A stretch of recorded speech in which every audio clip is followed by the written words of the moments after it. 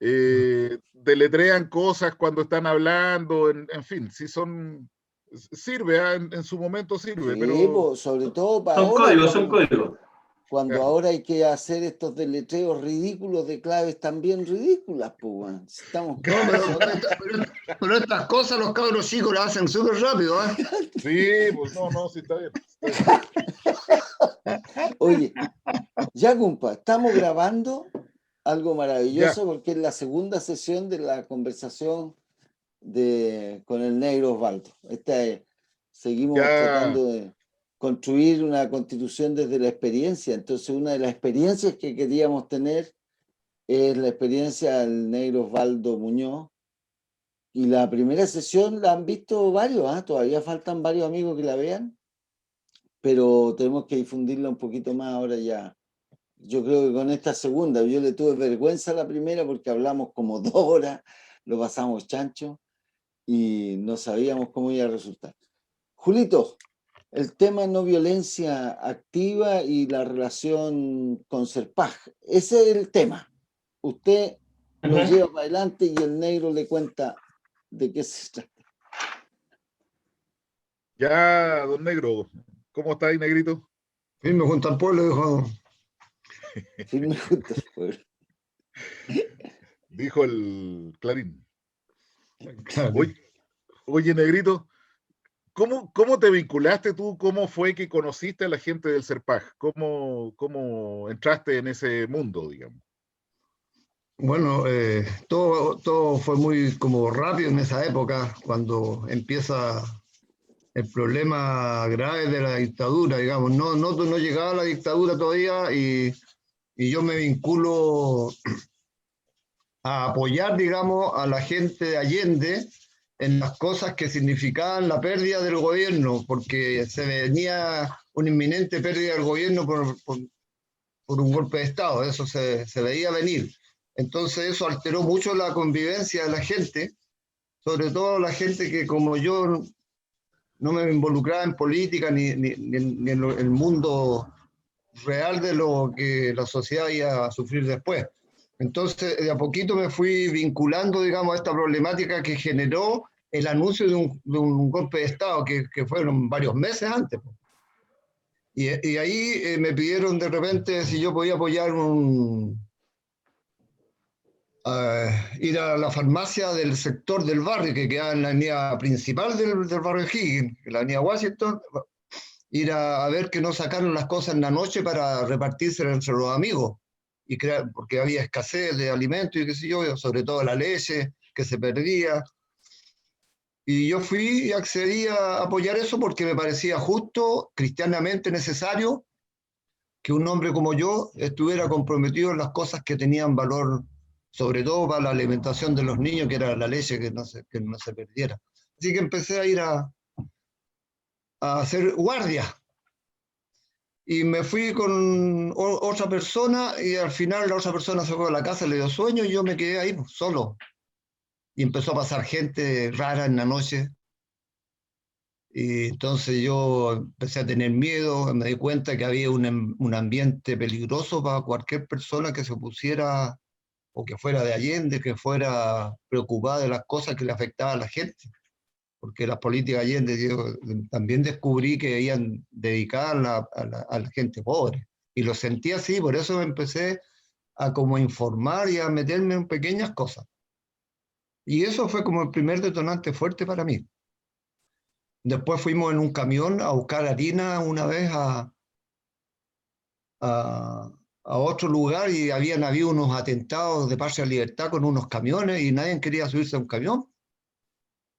Y yo accedí a ir y fui con un grupo de mis amigos, conversé con ellos, los amigos de mi calle, con los cuales yo empecé a relacionarme otra vez por esto, porque eran todos allendistas, y, y partimos, y chocamos con el camión que íbamos.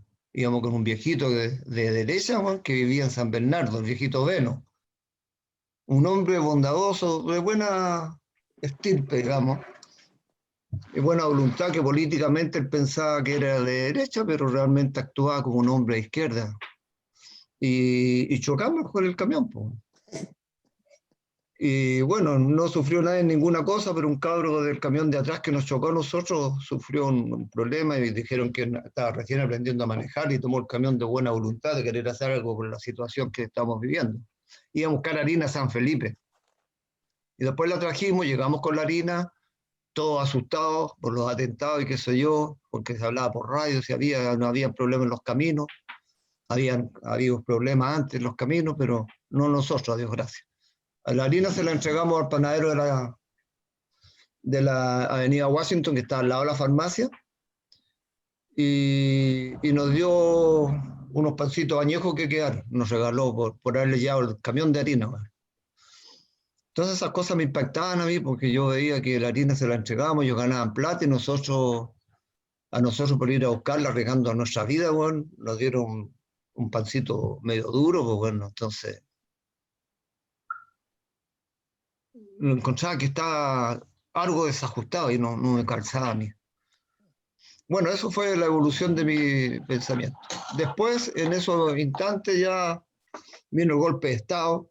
El golpe de Estado perseguían a mi cuñado. Negro, disculpa, ¿podéis bajar un poquito la cámara? O sea, como que vais cerrando el computador un poquito. Hasta ahí, hasta ahí, está ahí, está ahí, está ahí. Sí, ahí, no, Ahí, mucho. ahí. Ahí está bien, ahí está bien. Ahí está bien. En mi posición en el Sí, sillón. porque te Claro. ibas para adelante, entonces quedó ahí Sí, con la cara muy cerca. Sí, porque yo tengo problemas en la cintura, entonces mucho rato sentado de repente me dan ganas de inclinarme. Que sí. Hay que tener cuidado ahí. Es que Ya. te veía muy feo tan cerca, weón. No te había visto Ya. sin mascarilla, weón. No, mire, yo soy súper hermoso, weón, si lo que pasa es que imito al pelo con esta weón, con el gorro. Ya, disculpa, Julito. No. Ya, Negrito. Bueno. Entonces tú contabas que después del golpe había una situación de persecución que había afectado a tu familia, ¿no es cierto? Claro que... ¿Te hizo vincularte con la gente que te llevó a esta historia del Serpaj? Claro, justamente el Pepe fue uno de los buscados y el Pepe Bonifaz, que es mi cuñado, que es el papá del Lolo, que está aquí. Toma. Entonces mi hermana está con una niña chiquitita y estaba con un niño en su vientre, porque era el Lolo que está aquí. Entonces, como ellos vivían cerca de mí, yo me empecé a quedar con ella incluso esos días porque buscaban a mi cuñado lo tomaron preso y se fue. Po. Y yo empecé a preocuparme definitivamente de todo lo que era la injusticia ahí y a defender los problemas de mi hermana. Después llegaron los militares donde mi hermana, iban a quitarle la casa porque la había adquirido en forma fraudulenta según ellos y yo estaba ahí presente, entonces me bajaron los instintos míos, quería actuar ahí, había un militar pegado a un espacio que daba para el pasaje abajo y yo quería empujarlo. Quería empujarlo y tirarme encima, o irme encima y quitarle el arma y todo, o sea, porque mi hermana está alterada y nerviosa discutiendo con un compadre de más alto rango. Entonces eso ya me hizo definitivamente dedicarme a la lucha en contra de estas injusticias que yo estaba viendo. No lo hice, a Dios gracias, esperé por mi hermana, así que... Pero esos son los instintos que yo tenía en esos momentos, como era como persona, era muy violento, yo era muy alterado, y de tomar armas y enfrentarnos más, luchar, pelear. Entonces, mi cuñado me afectó mucho y después cuando él salió el tiempo después, empezó a conversar conmigo, y empezamos a conversar ya. Él estuvo enfermo, estuvo en cama, pasó harto tiempo eso, el año 76 yo me acuerdo más o menos, 75. Nos dedicamos como muy fuerte a la lucha ya, a organizarnos, a tratar de organizarnos. Y ahí él me ofreció a mí hacerme unos cursos para que yo aprendiera. Entonces yo junté a 3 a 4 compadres que conocía del barrio, los traje a la casa y empezamos a hacer un curso con el Pepe, una formación, digamos. Entonces la formación era en el fondo educarse, aprender qué es lo que era la política, qué es lo que era la sociedad, qué es lo que era lo económico, qué es lo que era las problemáticas de la gente, en fin, me metí en el mundo. Y por ahí, de repente, en esta formación que fue un inicio, pero sin final, digamos, aparece el CERPAJ. Yo te digo, los 2 años después, como 77 tal vez, no sé, aparece el CERPAJ, una institución de unos amigos del Pepe, donde conocí al chico Sánchez. Pato Sánchez. Al Pato Sánchez. Patricio Sánchez Quirós. Y conocí al Coco. Alejandro Corbalán. Al Coco Corbalán. Claro. Bueno. En ese tiempo ya conocí a esas personas a través del CERPAJ, que después entendía que era una forma de haberse organizado la izquierda cristiana. Entonces empezamos a hablar de política, empezamos a hablar de la izquierda cristiana, empezamos a hablar de esas cosas con la presencia de ellos en mi casa, que venían cada cierto tiempo. Y yo fui juntando más amigos del barrio, del sector, cabros que eran medios dirigentes, que eran reconocidos en el barrio. Y empezamos a hacer esa organización que terminó siendo una organización contra la dictadura, una lucha contra la dictadura. Pero en el formato de lo que eran los partidos políticos, porque era como que estaban funcionando los partidos políticos. Y cada uno tenía su ONG después. Yo caché que eso era una ONG y después cada uno tenía su ONG. Partido Socialista, todos tenían pero en esos principios lo primero que fue la izquierda cristiana con ese grupo. No, pasó un año después cuando aparecieron las otras ONG, más o menos. Oye, Negrito, bueno, en el CERPAJ se hablaba harto del tema de la no violencia y de la no violencia activa y toda esa metodología de lucha, digamos, para enfrentar los conflictos. ¿Qué significó para ti esa manera de abordar estos conflictos que tú veías tan cerca? Bueno, honestamente, en principio el CERPAJ no era no violencia activa para mí, nunca me lo mencionaron ellos. Solamente, incluso hice una práctica armada no práctica armada, sino que me ofrecieron después, ya conociendo otros personajes por ahí, tomé un arma, digamos, para empezar a hacer mis cuestiones por la violencia, digamos. Mira. Entonces no conocía el CERPAJ yo la no violencia. Conocí eso y bueno, yo salí después con un personaje de ellos que me presentaron y salió conmigo a recorrer Valparaíso y a hablarme de los fierros, de la cuestión militar, que era un sector de jóvenes o de personas que estaban ahí en la lucha y después este hombre, al darse cuenta que yo saludaba en el centro de Valparaíso a mucha gente, me dijo, ya te va a pasar esto, y ya le dije, pásamelo, no. Yo era tan desinhibido con estas cosas, me la pasaba de paso con la mano, era como llevar un paquete de la feria para la casa, y ya había persecuciones, yo tenía gente que me perseguía, y yo sabía ya. Entonces me pasa un paquete, se lo recibo, y yo dije, ¿qué le ponís tanto color? Me dijo, vamos acá, aquí. Más escondidito recibirlo, pero ¿qué tanto color pasa? Le dije, pásamela para acá nomás, que vean todos que vos me pasaste, ¿qué tiene? Yo no cachaba de defensa, de protección, nada. Entonces me pasa la vaina, como yo saludaba a tanta gente, oye, ¿por qué saludáis tanta gente? Porque los conozco, me conocen, ese gallo que ahí está cargado de mí porque ya sabe que yo estoy haciendo en el barrio una organización, y ese bueno es marino. Pues la rechucha, me dice el compadre, pásame las weas, me dice, ¿sabes qué más? Ándate nomás, weón, chao, hasta aquí llegamos, weón, vos sos un buen público, chao, anda. Súper seguro. Claro. Entonces, el CERPAJ que habló de la no violencia, el CERPAJ que vino después. Que este CERPAJ fue refundado. Y fue refundado con Julio y yo. Ahí fuimos invitados, Julio, nosotros a al Juan Bosco, y ahí te conocí a ti y tú me Sí. conociste a mí, po. Sí, pues, Y ahí nos conocimos. Yo en realidad me acuerdo de ti cuando llegaste a una reunión a la parroquia del Juan Bosco, estaba el Pablo Espinosa, ahí estábamos. estaban algunos otros personajes. Claro, y el que nos había más bien invitado y convocado eran la gente del CERPAC de Santiago, o sea, el Sí, Coque Osorio, el Domingo Namucura. exacto, Esta gente fue la que andaba con el mensaje de la no violencia. claro, Y ahí lo empezamos a conocer, pues. claro. Pero ahí refundamos nosotros el CERPAG en Valparaíso. Ya, Fue la ya. refundación del CERPAG esa. Y yo no sé si fue a nivel nacional, pero yo sabía que estaba refundando contigo el CERPAG.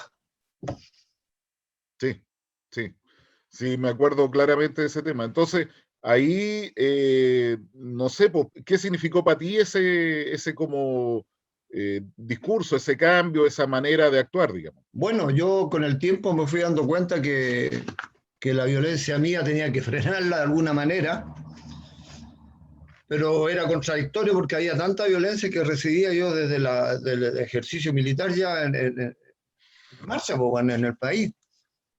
Entonces era una contradicción para mí, no me parecía como que era una cuestión que había que seguir así férreamente sin pensar en la cuestión armada, porque yo ya conociendo a Jesucristo, metiéndome en la cristiandad mía, que era lo que yo traía como propio, eh, Jesucristo también golpeó con látigo y también aceptó armas en su grupo de seguidores, porque tenían espadas. Incluso cuando están entregando a Jesucristo, fueron a tomarlo los romanos con este compadre que era el sapo o el traidor. El traidor Judas, ¿no es cierto? Van y un compadre le corta la oreja a uno de los militares que iban a apresar a Jesucristo. Entonces, Jesucristo aceptaba las armas en su grupo. Sí, po. Entonces yo Pero, también decía, algo pasa aquí, po. Claro. Oye, y bueno, tú empezaste en ese periodo, ¿no es cierto?, a tener una función un poco más importante de liderazgo, te vinculaste mucho más con grupos comunitarios. ¿Cómo entendiste tú que los grupos, la gente que circulaba, que se acercaba a ti, entendía y asumía esta historia de la no violencia?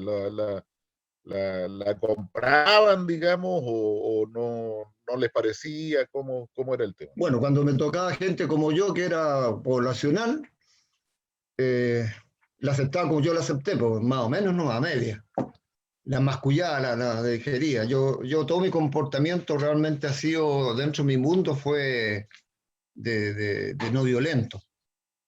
Ujú. Pero si había un evento donde había una violencia, yo me metía y actuaba al nivel de la violencia que se estaba haciendo, o un poquito más le ponía para ganarla, pues. Esa era la normalidad de mi barrio, de mi crianza, pues, las peleas de los niños ahí eran así, entonces uno se acostumbra con eso.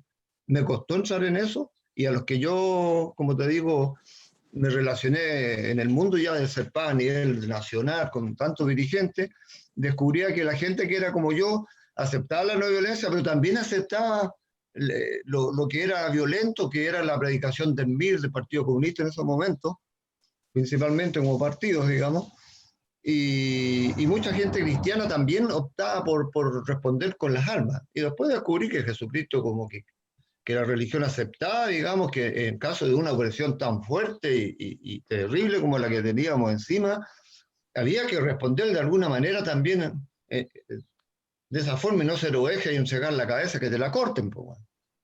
Y yo no estaba disponible para hacer ese tipo de cordero, digamos, que se hablaba en la iglesia católica tradicional, decían que había que poner la otra mejilla. Tampoco entendí que eso, lo entendí así, porque la mejilla para mí Jesucristo jamás la puso. Pues. Se le pegaron un charchazo y dijo, bueno, ¿por qué tú me pegas? Po? O sea, aceptó al otro. No aceptó pegarme acá, po. No, nunca lo hizo. Entonces empecé a descubrir que lo que yo sabía como religión de la Iglesia Católica había contradicciones fuertes y por eso la no violencia no la aceptaba totalmente, aunque estaba de acuerdo que esos deben ser los métodos. Ya. Oye, y en lo que tú conociste de la acción comunitaria, digamos, de organizaciones, más que de partidos políticos, ¿había alguna diferencia en cómo se recibía eso entre, por ejemplo, los hombres y las mujeres, o todo el tema era así basado sobre la experiencia de vida con mucha violencia que tú habías tenido? No, mira, la gente, hay que destacar aquí realmente la labor de la mujer dentro de las instituciones de esa época, de las organizaciones que fuimos capaces de hacer, la mujer la llevaba.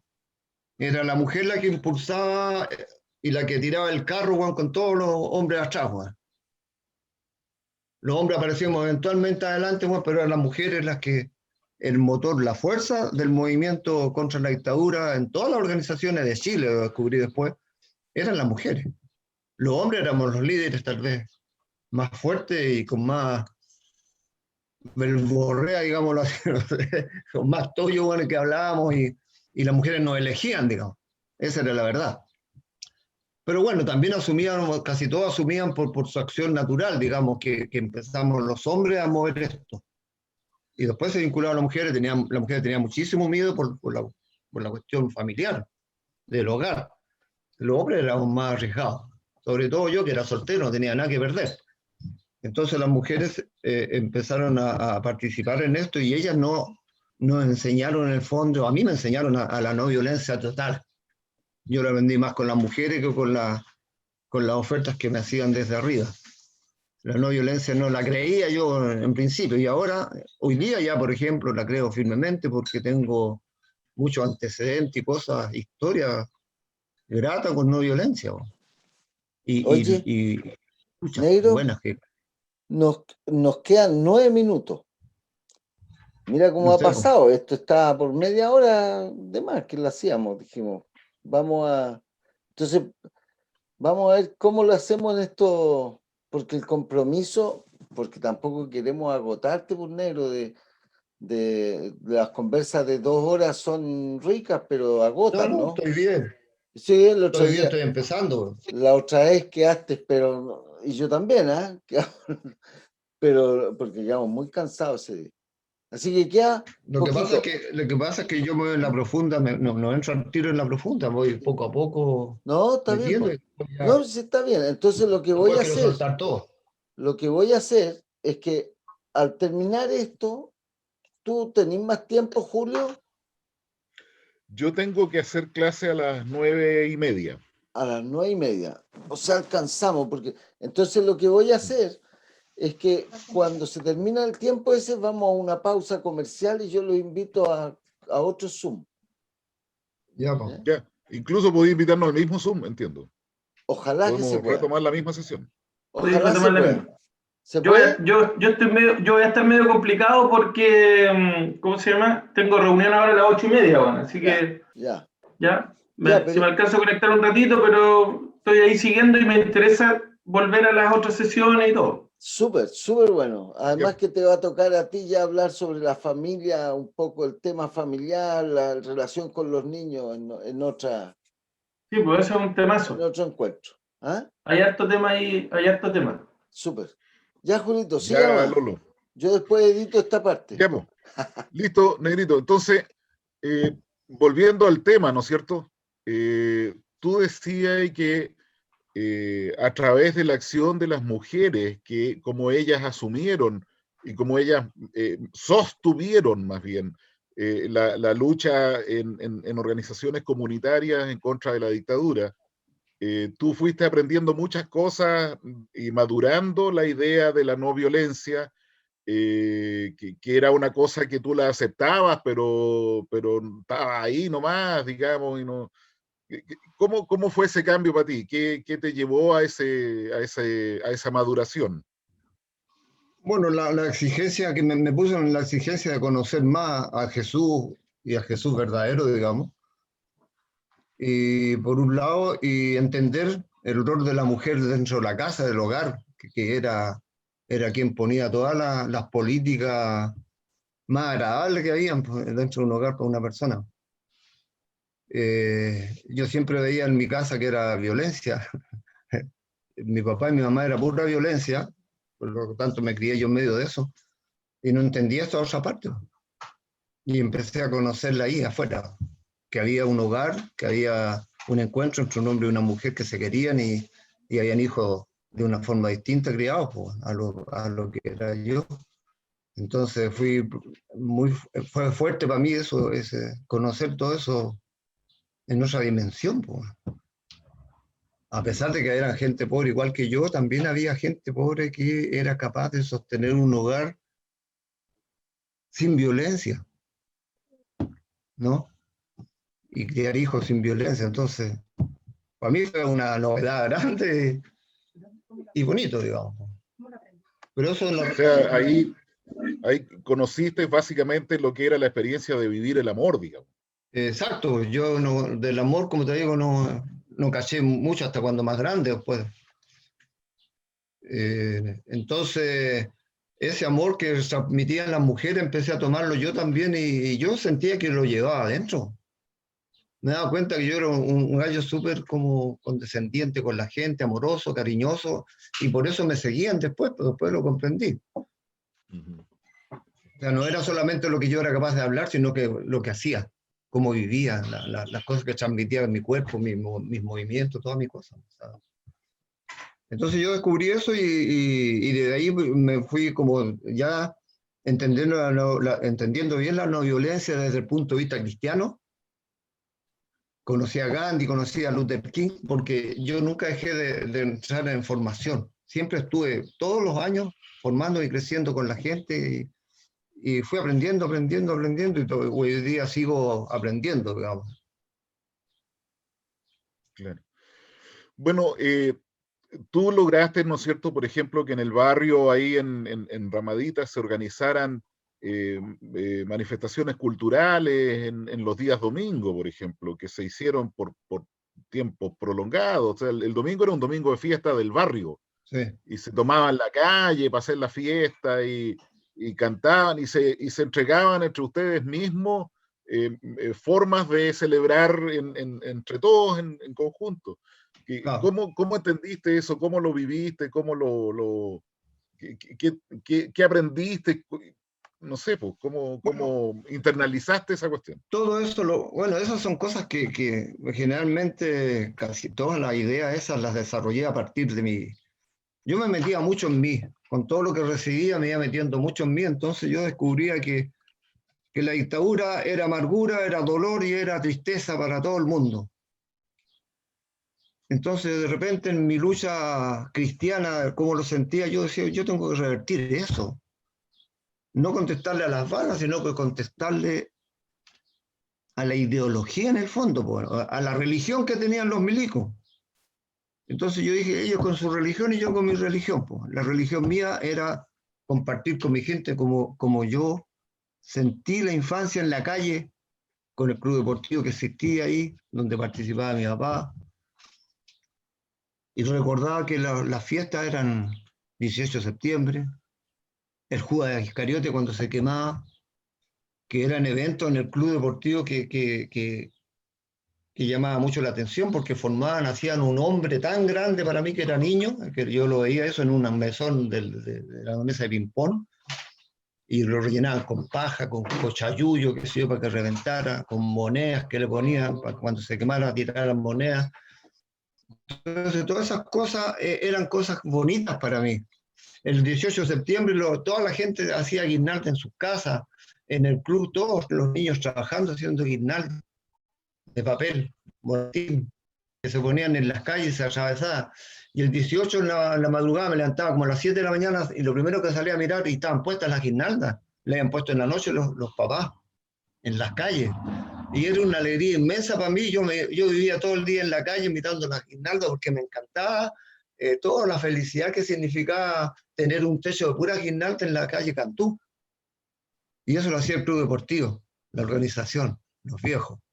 Y los niños disfrutábamos y conocíamos. Entonces yo, en la dictadura que nos quitaron todo eso, yo quise poner eso de relieve, decía yo, esto es lo que tenemos que mostrar, lo que somos nosotros. Entonces hice guirnalda y las puse, hice eventos y los hice, y pensé en los niños yo, que es mi fuerza más grande, motora. Entonces rescaté a los niños y dije, yo voy a hacer un partido de fútbol con los niños en la calle. Y con los más chiquititos, los que no van a la cancha a jugar dentro de lo que era la NFP, bien digo, la ANFA, que era la Asociación de Fútbol Amateur, que era programada esa cuestión, y los niños no iban, los más chiquititos, así que se me ocurrió, y llamé a todos los niños chiquititos, hice 2 equipos de fútbol y los puse a jugar ahí. Y les pedí a todas las mamás que le pusieran una camiseta, como yo era amigo de todas las mamás, era gente que había nacido y se había criado ahí, vestían a los niños como yo les decía, y empezó a llegar gente ahí. Todos los domingos salía yo con los niños para el cerro. Salía con ellos al bosque, los llevaba a pasear a los niños. Estaban toda la mañana conmigo y llegaban después a la casa con los zapatos desarmados, algunos se quedan dormidos con el plato de comida así servido y se quedan dormidos en la mesa. Bueno, así que las mamás felices porque se desahogaban.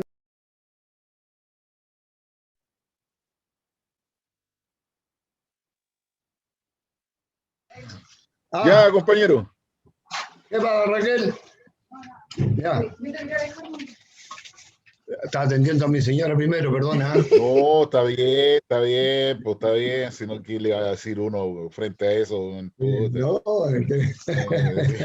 Más te vale. Estábamos recién hablando de eso, además. Pues, así A que- propósito de no violencia activa, man. Claro. Bueno, Negrito, sí. entonces, tú decías que el tema de la fiesta, del jolgorio, de la manera de celebrar en comunidad junto con los demás vecinos en el barrio, era una cosa que tú habías vivido cuando chico y trataste de recuperarla después como acción de resistencia frente a la dictadura, digamos. Claro, las dos cosas. ¿Ya? Tenía diversión para los niños y teníamos un recordatorio de nuestra cultura, pues, de nuestra vivencia. Claro. Y eso lo hice, bueno, yo desde siempre era una persona que salía con los niños al cerro, ¿ah? Uh-huh. Todos los domingos los juntaba, independiente de la política, independiente de la religión. Era una cuestión mía que me gustaba salir con los niños, los llevaba. Tenía a mi hija chica, la Sandra, tenía a mis sobrinas que eran chicas también, las iba a buscar y salía con los niños a las 7 o 8, o sea, a las 8, 9 de la mañana salía para el cerro al frente. Estaba toda la mañana con ellos, las mamás salideaban y les gustaba que saliera yo con los niños.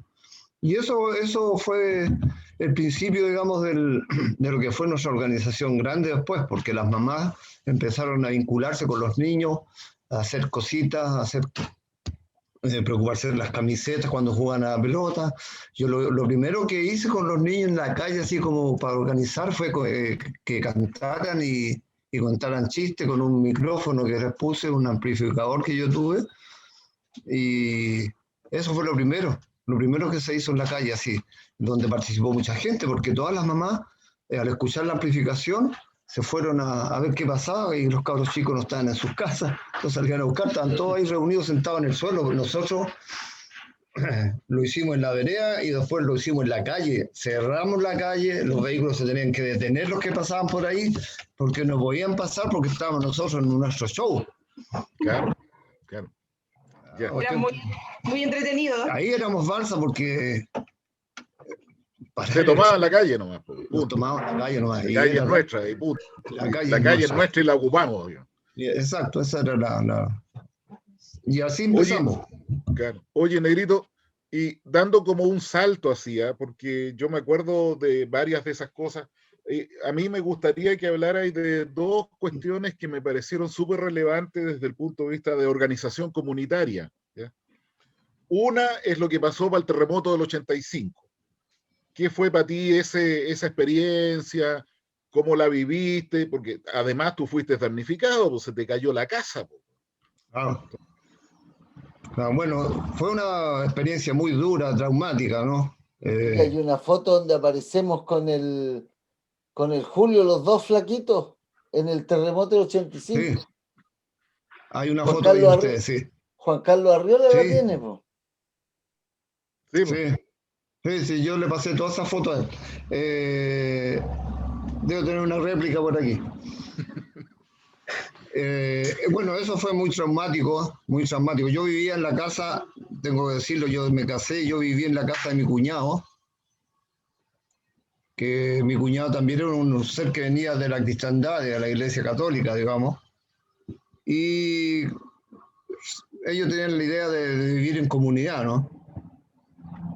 Hacer práctica de lo que era Jesucristo, las comunidades cristianas. Entonces, me aceptaron en su casa para que yo viviera ahí, me invitaron para que empezáramos a hacer ese tipo de comunidad.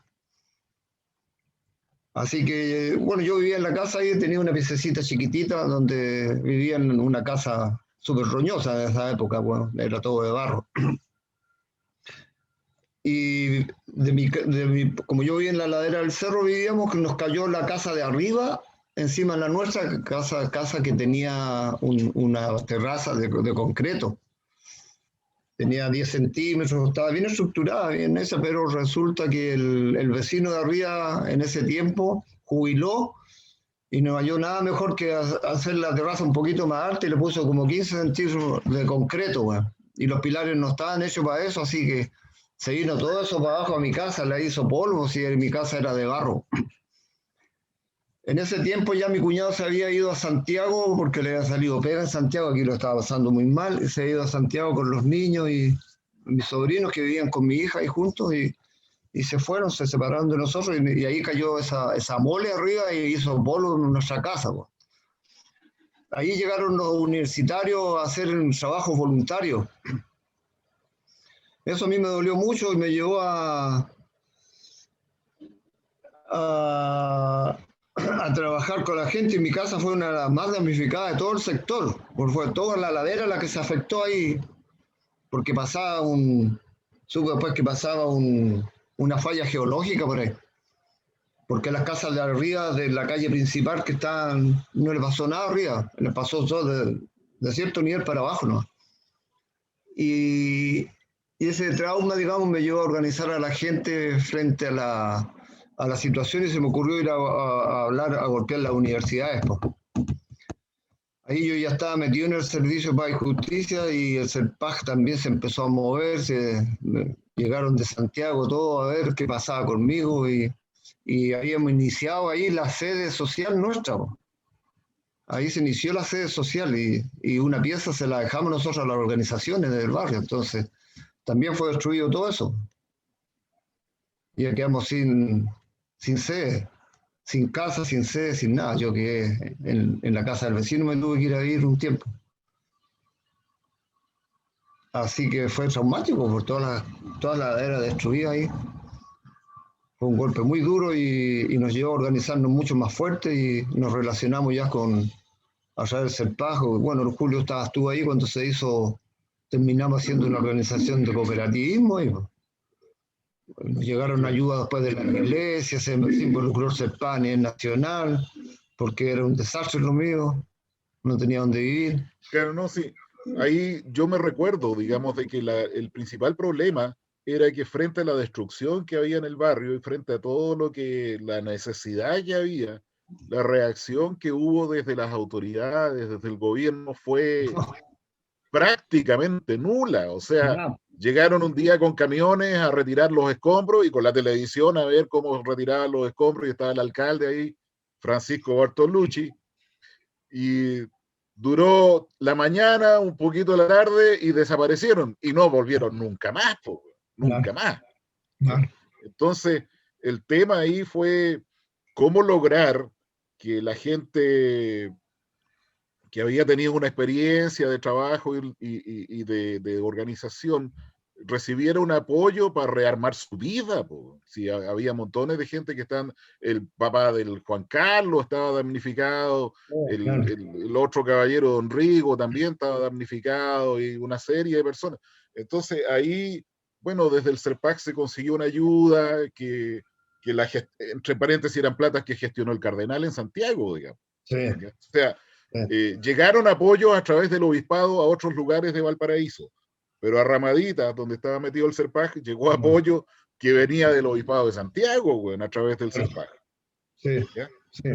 Así que, y ahí se vio una cierta diferencia porque lo que hizo el obispado de Valparaíso lo canalizaron en cuestiones más paquetes de ayuda. O sea, usted necesita, aquí tiene Mediagua. En cambio, nosotros, como fuimos hablando con cada persona, lo que logramos fue que se pudiera cada uno tener un presupuesto específico para hacer reparaciones en la casa que le había quedado. Tuvimos la ayuda de unos chiquillos de arquitectura que hicieron los diseños de las cosas que se podían reparar y le hicimos un apoyo como personalizado. Entonces cada persona logró rescatar de su casa lo que podía rescatar y rearmar otra cosa con la ayuda que nos habíamos conseguido en el CERPAG, y eso le ayudó a mucha gente dentro del barrio. Incluso pudimos darle trabajo a algunas personas que estaban sin trabajo para que ayudaran a sus vecinos a reconstruir su casa, digamos. Y eso fue re interesante. Yo me acuerdo que eso tuvo un impacto importante y yo no sé cómo viviste tú ese proceso. Claro. No, fue algo muy importante. Lo primero que desde el gobierno realmente se preocuparon de sacarse fotos nomás, mostrar la destrucción para canalizar dinero tal vez, pero no, en ningún momento llegó alguien así como preocupado de ver qué nos faltaba para podernos ayudar, sino que todo iba a venir después. Dijeron las fotos y nos llegó el Mercurio, entrevistó a la Raquel incluso, yo no estaba. Vinieron los camiones a sacar la tierra la sacaban los cabros debajo de las laderas para la calle principal arriba nomás.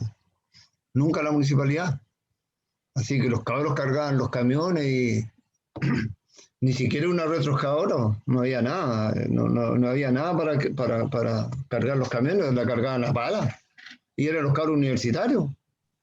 Todas las federaciones se juntaron, que ahí el CERPAG tuvo un papel importante en la relación. Yo fui a hablar con alguna universidad, me acuerdo que fui a la Universidad Católica a hablar con los dirigentes que habían ahí en ese tiempo. Ahí estamos. Y llegaron ahí.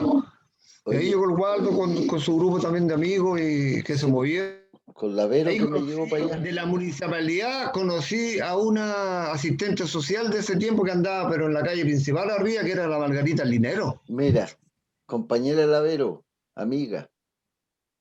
Y después se hizo una vinculación ahí.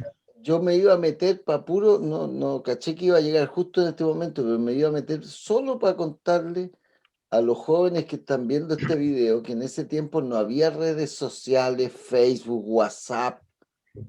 O sea, no había nada de eso, ¿ah? Entonces, que se junten universitarios con pobladores en un momento específico y ver el abandono de un municipio. Bartolucci era mi profe en la universidad, pero no veían estas cosas, no las veían. Yo ese año fue el último examen que di en la Católica, ya ahí terminé en la Católica. Pero no había nada de eso, nada, ni Facebook, ni WhatsApp, ni una cuestión que hoy día se arma la red de solidaridad rápidamente, ¿no? Claro. No ese tiempo nada. Waldo, sí. En esa época lo que más había, lo más tecnológico que había era el fax.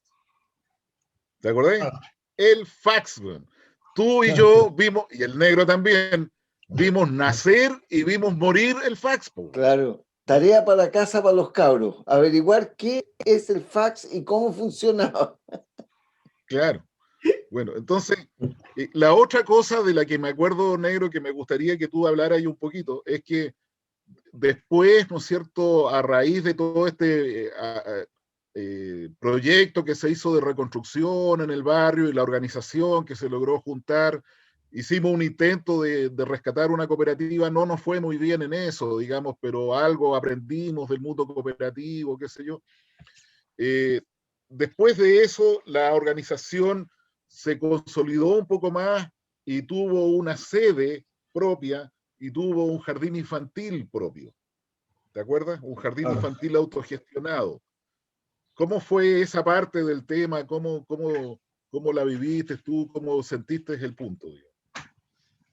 Bueno, después de la destrucción, ya el CERPAG se metió con todo. Yo ya era un dirigente consagrado en el barrio, ya teníamos varias organizaciones adentro. La reconstrucción se hizo con todo lo que tú contaste.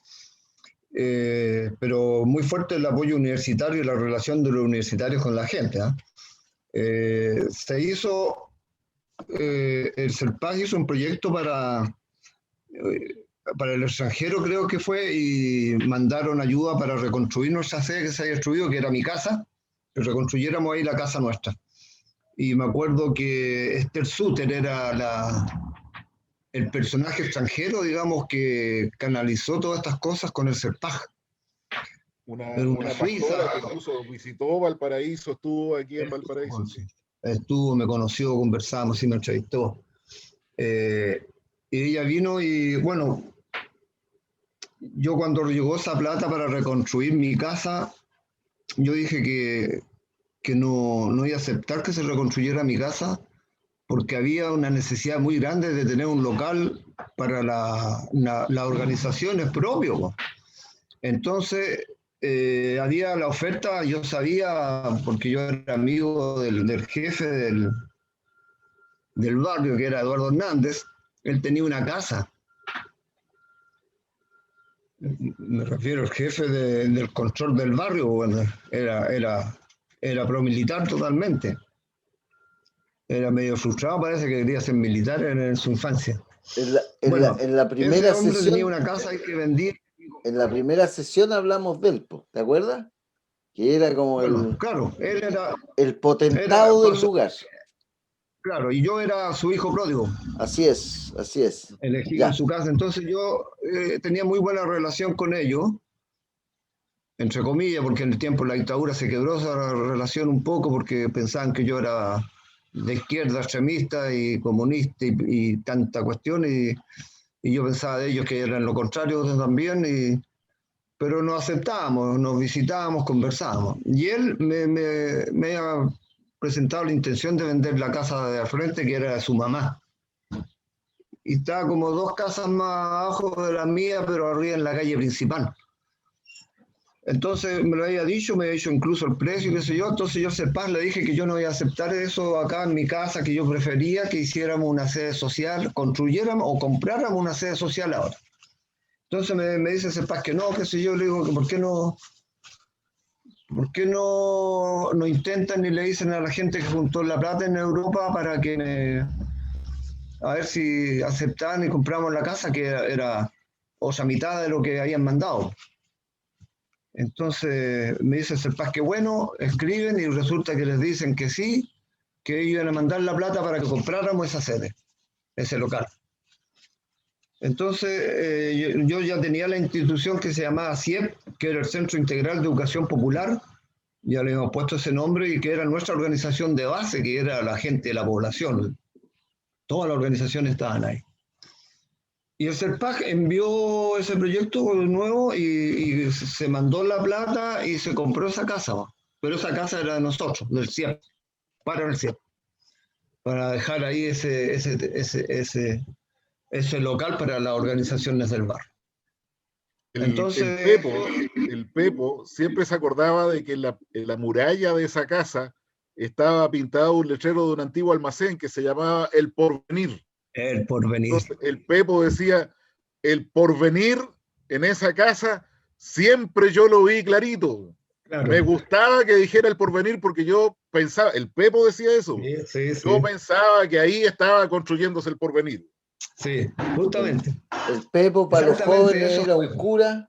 El Pepo para los jóvenes era un cura, amigo nuestro, luchador, fue cura en la Matriz. Él se llamaba cura de la frontera a sí mismo. Y solo porque fue compañero de curso de Medina, no lo echaron o no se lo mataron, digamos, porque en realidad podrían haberlo hecho. Sí, ya no, él fue torturado. No. Él fue torturado, el Pepo. Sí, eso es cierto. Bueno, el local ese que era el dueño de Eduardo Hernández, que era el único heredero, su mamá había muerto, decía El Porvenir, almacén El Porvenir. Para nosotros era el almacén de la señora María, que era el nombre de su mamá. Bueno, y compramos esa casa, pues se compró, pero se tuvo que comprar a nombre de CERPAG porque nosotros no éramos institución legalmente constituida y nunca lo fuimos. Al final el CERPAG se hizo dueño de la casa y y se perdió, y espero que algún día vuelva a esa casa a su naturaleza, que sería el CIEP. Quiero morir tranquilo yo, y me gustaría saber que eso vuelve a ser del CIEP, de las organizaciones del barrio, porque el barrio quedó sin organización, sin local. La gente va a reuniones a unos clubes deportivos que quedan como a 10 kilómetros de donde viven, súper lejos. Bueno, eso es una parte triste mía, una parte dolorosa, que eso tiene que volver a nosotros. El Serpasto ya es dueño de eso, pero no es legalmente dueño, o sea, moralmente no, Nunca fue. porque nunca fue para el Serpasto, siempre vino para nosotros. La sede estaba en mi casa y venía la plata para mí, y yo no la quise aceptar a mi nombre. La casa había que ponerla a mi nombre y yo no quise. Todos ahí dijeron que fuera mi nombre, ustedes mismos los que estaban ahí en el CERPAC. Y yo les dije que no, que yo pensaba que tenía que estar a nombre de la gente, no a nombre mío. Y la única grupo que había organizado ilegalmente constituido era el CERPAC. Yo lo acepté porque el CERPAC estaba disponible para hacer el cambio después, algún día. Y nunca fue. Pues bueno, eso es otro tema que hay que tocar en algún punto. Fue impactante para mí toda esta situación, muy dura, pero unas vivencias muy enriquecedoras en la relación con el mundo social. Todo eso significaba multiplicar las organizaciones en el barrio, y más seguidores teníamos nosotros en el barrio. Yo a esa altura ya era dirigente, coordinador de las organizaciones del barrio O'Higgins. Ya era todo el barrio O'Higgins. Claro, pero eran, digamos, grupitos pequeños de gente que estaba contra la dictadura, porque la gente tenía terror y le daba mucho miedo hablar contra la dictadura. Mucha gente se veía cuando hablábamos contra la dictadura, se asustaban, se arrinconaban. Negrito, mírate esta foto. Más arriba. Súbelo un poco. Ahí. Está muy brillosa. Es la puerta, la muralla que mandó la Sandra el otro día. Está buena. Pintada de la fe. El porvenir. El porvenir. Orbe. Bueno. Lo bueno del porvenir es que siempre está por venir, po. ¿Ah? Claro. Y es siempre lo mejor. Siempre mejor. Siempre mejor. Claro. Ya, Oye, dile nomás. Negrito, en toda esta experiencia tuya, ¿no es cierto? Tú viste cómo se fue creando, construyendo, nucleando organización y asumiendo distintas facetas, la reconstrucción, el jardín infantil, grupos de reflexión, el grupo de folclórico, ¿no es cierto? Y de música que tocaban, cantaban, hacían fiestas, navidades comunitarias y qué sé yo. ¿Cómo sentiste tú, y en otras partes también, o sea, se crearon grupos ahí en la población en Nammeiri, se creó un grupo en Camino Viejo, se crearon otras instancias, por otro lado, llegó la Cecilia Rosa, el Luis y la Elisa, que eran una pareja, ¿no es cierto?, que vivían allá arriba, en fin.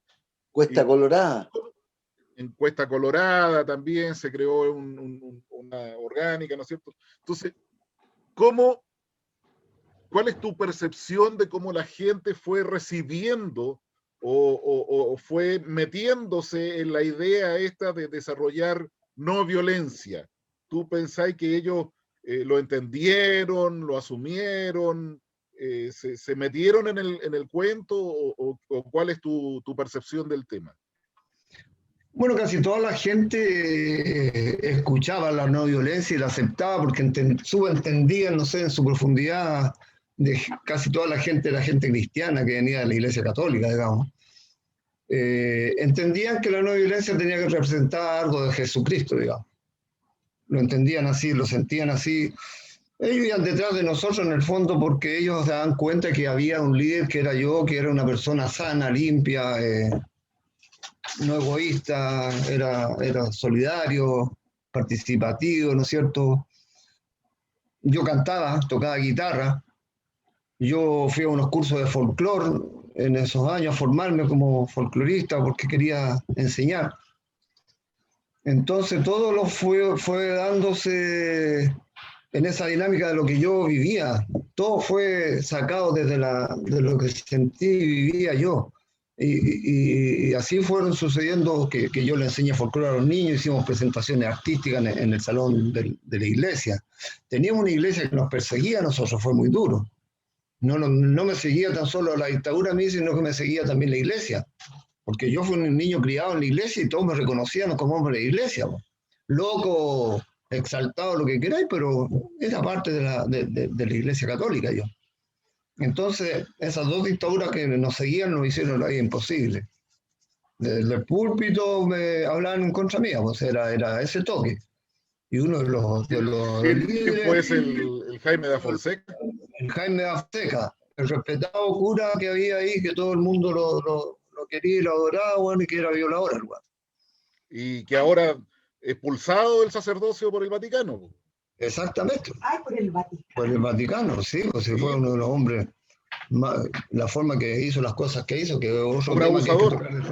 Abusador, claro. Jaime da Fonseca fue el párroco de la parroquia de Ramadita en ese periodo. Nacoyo. Claro, era La parroquia de párroco. Nacoyo. Y después lo sucedió el Carlos Morales, otro violador. Po. Otro más. Yo- y después Otro llegó violador el Enrique Opaso. Claro, pero ese ya era Populista. amigo mío, me fue a buscar a la casa y ese se puso en contra de la dictadura, claro, fue Ese es más el populista. extremista del barrio, ese fue populista, cargado los sacos, andaba en moto, era un hombre joven, rubiecito, bueno, Después Fue le muy- fue a sacar la plata a los ricos para construir el templo en Reñaca, po. ¿Ah? Claro, pero ya había Claro. cambiado, pero ya no cargaba saco ya y no estaba de acuerdo por lo que yo pensaba. Po. Pero en ese tiempo me fue a buscar a mí y quería trabajar conmigo. Ahí me metí yo a regañadientes a trabajar con él, pero No, hoy pero día ya ni me reconoce. Opaso hizo una muy buena tarea. Efectivamente, le sacó plata a los ricos y en Reñaca Alto recibieron el beneficio de esa sacada. No solo fue la construcción del templo, sino que también Pero era la única manera de sacarle plata a los ricos, era poner una placa que decía, esta silla la regaló el señor Ibáñez. ¿Ah? Entonces, son muy ridículos los ricos. Ya, síganos, perdón, un exabrupto. No, Bueno. sí está bien, interesante. Bueno, pero Parte que en no el sabía. fondo lo que tú estabas ahí hablando, ¿no es cierto? Era una contraposición entre lo que se creó ahí como organización y un conjunto de instituciones arraigadas en el barrio, digamos, la iglesia, la presencia militar, ¿no es cierto? Que no les gustaba esa cosa y lo perseguían, lo cuestionaban, lo hacían ver desde toda la instancia, como tú decías, desde el púlpito, ¿no es cierto? En la prédica del cura, hablaba en contra de lo que se estaba haciendo ahí en ese grupo de gente. Sí, hay que entender que en el barrio Higgins, lo más importante del barrio, el poder más grande que había en el barrio era la Iglesia Católica. Institución, Iglesia Católica, y después la otra institución grande que había en el barrio era el club, la asociación de fútbol. La Asociación Barrio Higgins. Claro, que eran todos los clubes deportivos asociados ahí a la ANFA, a la Asociación Nacional de Fútbol Amateur. Claro. Entonces, esas instituciones eran instituciones que la derecha se apoderó muy fuerte ahí y que la manejaba muy bien, todo eso. Y todo eso está en contra de nosotros. Claro. Entonces, lo militar, digamos, el gobierno, la iglesia y la Asociación Nacional de Fútbol, ahí metía ahí en la Asociación de Fútbol del Barrio Higgins, digamos, metía en contra de la lucha de los proletarios, de los pobres, pues, bueno. Entonces, que para mí era muy duro toda esta cuestión, muy difícil, muy complicada. En todas partes donde me fui a meter en una lucha de ideología, bueno, tremenda, donde siempre quedan los menos conmigo. Bueno. Eso fue duro, muy duro. Pero bueno, nosotros con estas habilidades, digamos, con esta recobrar la cultura, era en el fondo también involucrar a mucha gente de esa. Y mucha gente de esa se fue plegando a nosotros. Tanto así, por ejemplo, que nosotros hicimos un juego con los niños en la calle, jugar fútbol con los niños menores de 12 años en ese tiempo, me parece. Todos esos niños de 6 años yo los junté, por ejemplo, y jugaban fútbol y se pusieron camisetas. Primero en las camisetas que tenían en su casa, en color blanquito y a todos, pero con ropa. Después lo hicimos, compramos, logramos que las mamás se metieron, se involucraron, se organizaron, juntaron plata para comprarle un equipo a los niños. Entonces fueron todos vestidos iguales, con media, con todo. Entonces ya jugaban ahí en la calle. Se logró poner unos arcos metálicos, alguien hizo unos arcos metálicos, por ahí llegaron, CEPAS financió, no sé, y se hicieron y se pusieron ahí, se desarmaban los días domingos en la mañana porque había fútbol infantil. Pues. Y todas las mamás llegaban, después empezaron a llegar los papás. Y al final después se hizo una organización en cada club del barrio, tenía eso en su calle. ¿No? Ya. Oye, Jugaban en la calle. Los voy a parar en entonces, seco. Estamos a Ya. minutos de que se termine la segunda media hora. Está No, sí, entretenido. me queda una sola pregunta, Waldo. Y recordemos que en la próxima nos vamos a ir con el CIEP y la organización. Y por lo tanto Sí, ahí sí. vamos a tener otra conversación. ¿Y qué día va a ser? Desde el Ligerito. punto de vista de la no violencia, negro, Sí. y tú también, Waldo, digamos, ustedes tuvieron una acción muy relevante en el periodo en el que se estaba desarrollando, ¿no es cierto?, todo este movimiento social con una vertiente más política que tenía que ver con el plebiscito del sí y el no. ¿Ya? Entonces, ustedes dos fueron protagonistas de una huelga de hambre que se hizo ahí, en la sede esa que había de la organización ahí en el Porvenir, ¿no es cierto? Y que era una huelga de hambre de interpelación a los dirigentes políticos de la oposición a la dictadura, para que desarrollaran una oposición unitaria. ¿Ya? Esa era la idea de esa huelga de hambre. Entonces, me gustaría que ustedes, ya que están los dos ahí presentes, ¿no es cierto?, hicieran una evaluación, digamos, porque como acción no violenta fue súper impactante, digamos. Dos dirigentes ahí poblacionales metidos en un cerro de Valparaíso, o sea, una cuestión que podía haber sido absolutamente insignificante, tuvo impacto nacional e internacional al respecto, y los dirigentes políticos se sintieron interpelados, sí. Llegó a ver los Ricardo Lagos, nosotros como grupo de apoyo tuvimos reuniones con Patricio Elwin, digamos, y estuvo involucrado un montón de gente que hoy día tiene apellidos vinosos ahí en la política chilena. Entonces, me gustaría que ustedes comentaran, digamos, desde la perspectiva de la no violencia y cómo se concibió y cuál fue el impacto que tuvo esa acción de una huelga de hambre así, concebida en un lugar, en una zona, para interpelar a dirigentes nacionales de la oposición política, no para el gobierno.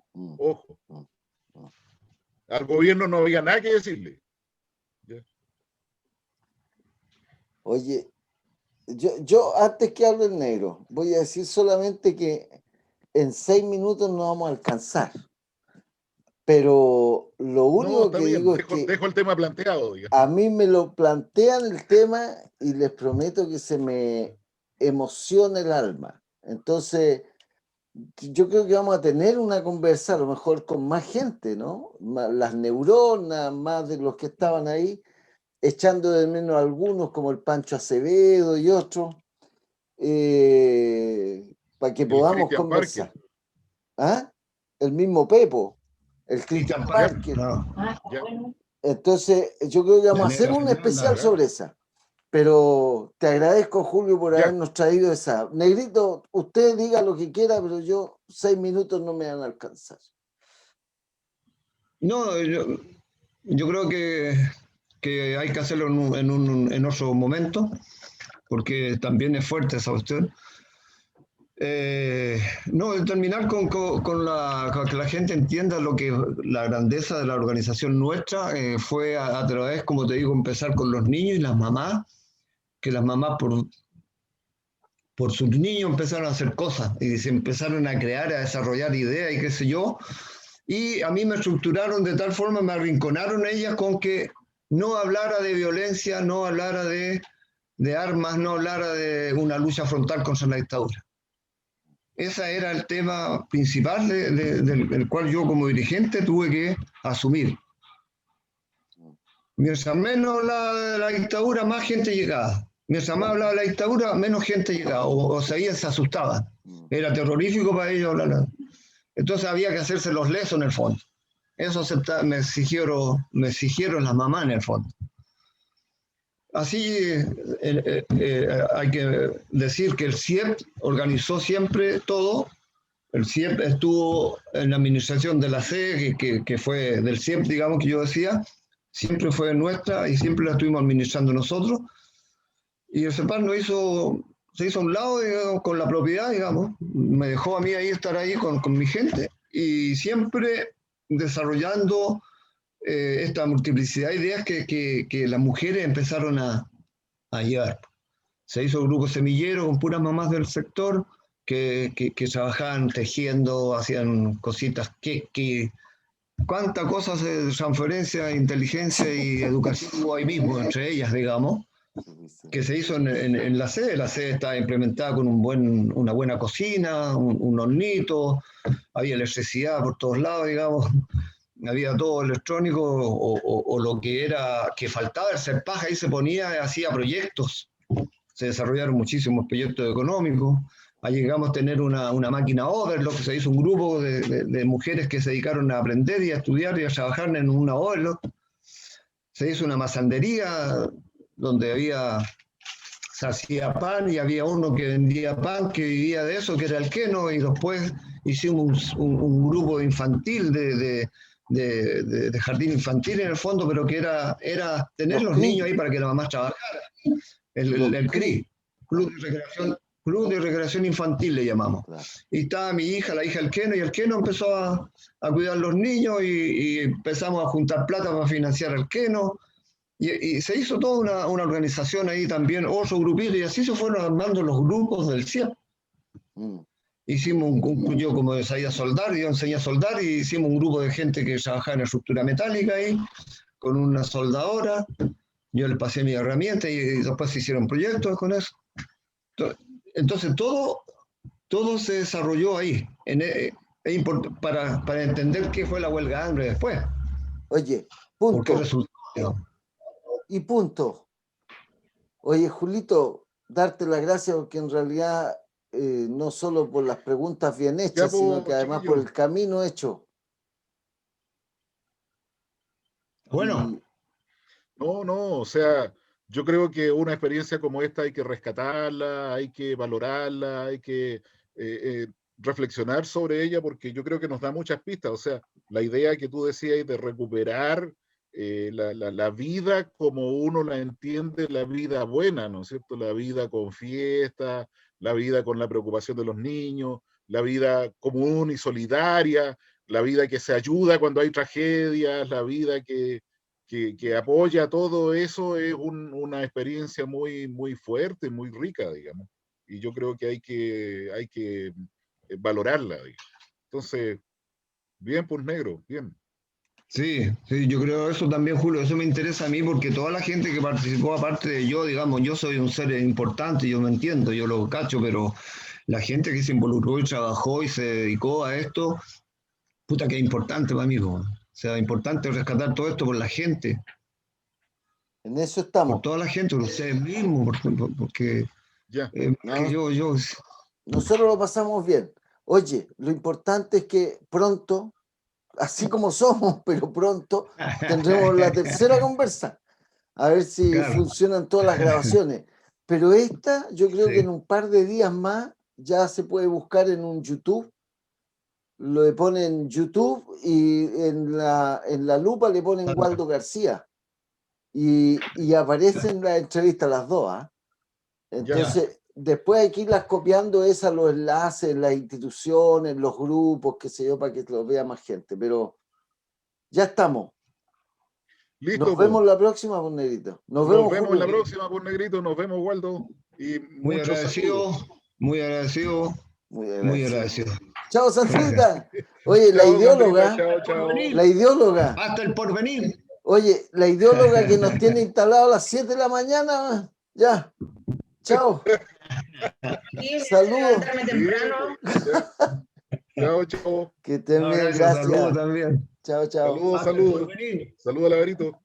Hasta Ah, el sí, porvenir. po. Yo le digo, yo le Hasta el digo. porvenir.